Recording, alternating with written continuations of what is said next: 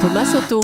Qui dit vrai sur les chiffres du chômage? Axel de Tarlet, selon l'INSEE, on le disait dès hier, il y a bien eu inversion de la courbe du chômage en France au 4e trimestre. Alors que Pôle emploi nous a dit exactement le contraire. Soyons clairs, on n'y comprend plus rien.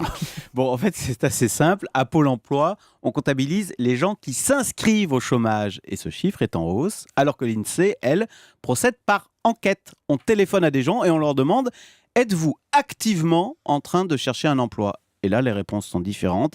Il y a des personnes, notamment qui ont plus de 60 ans, qui sont un peu découragées et qui répondent « Non, je ne cherche plus activement », alors que ces personnes sont bien inscrites à Pôle emploi. Donc, vous voyez, c'est pourquoi les chiffres divergent. C'est simplement parce que des chômeurs ont renoncé, ont cessé de chercher D'accord. et ne se considèrent plus comme chômeurs. Donc il y a des chiffres d'un côté, il y a du déclaratif de l'autre, comme on dit. Exactement. Mais politiquement, c'est plutôt bon pour François Hollande. Selon l'INSEE, la courbe du chômage a baissé de 0,1% à 9,8% en France métropolitaine. Il y a eu inversion, quoi. Ben non, en fait, ça n'a aucun impact. Bon, d'abord, la baisse, c'est vraiment minime, moins 0,1. Et puis surtout, François Hollande a très habilement refilé cette patate chaude du chômage au patronat.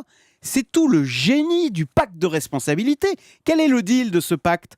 Le gouvernement baisse les charges et en échange, le patronat crée des emplois. Donc on l'a bien compris, maintenant, s'il n'y a pas assez d'emplois en France, c'est pas la faute de François Hollande, c'est la faute des patrons qui n'embauchent pas. Alors c'est évidemment habile, mais est-ce que c'est pas un peu facile? Parce que le chômage, ça reste quand même le problème numéro 1 des Français. On peut pas se défausser comme ça aussi facilement quand on dirige le pays. Non, François Hollande a raison. C'est bien aux entreprises de créer des emplois. Et François Hollande a eu tort l'an dernier de faire croire que le gouvernement pouvait d'un claquement de doigts inverser la courbe du chômage. Il a eu tort de faire croire que l'État pouvait régler le problème du chômage en créant des emplois d'avenir dans les mairies ou dans les associations. Ce sont les entreprises qui créent des emplois.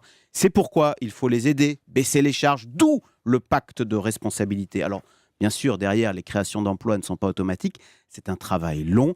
Comme le dit Laurent Berger, le secrétaire général de la CFDT ce matin dans Les Échos, l'emploi ne se décrète pas. Évidemment, c'est comme la croissance. En fait, ça ne se décrète pas l'économie, Voilà, d'où l'importance de ces négociations sur le pacte de responsabilité qui se joue en ce moment. Ça transcende vraiment les clivages droite-gauche, en fait. Voilà, on a les syndicats réformistes qui, vous voyez, appuient cette démarche de baisser les charges et de favoriser les entreprises. C'est la compétitivité. C'est un discours totalement nouveau qui, il y a 4 ans, on vous aurait traité d'ultra-libéral si vous aviez défendu toutes ces thèses. Et on aurait traité François Hollande d'ultra-libéral. Voilà. Le Zoom Écho, 7h10 tous les matins sur Europe 1 avec Axel de Tarlet.